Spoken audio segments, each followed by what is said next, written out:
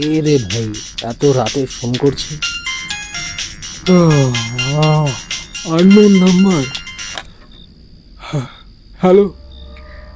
Hello, সেই রাত প্রায় 11টা থেকে ফোন করছি। কোথায় ছিলে তুমি? কত চিন্তায় ছিলাম জানো। একদিকে মায়ের শরীর, এই অসুস্থতার জন্য আমাকে এভাবে চলে আসতে হলো, তার মধ্যে তুমি। ফোনটা নট রিচেবল বলছিল। কোথায় ছিলে তুমি? স্নিগ্ধা, তুমি? হ্যাঁ আমি।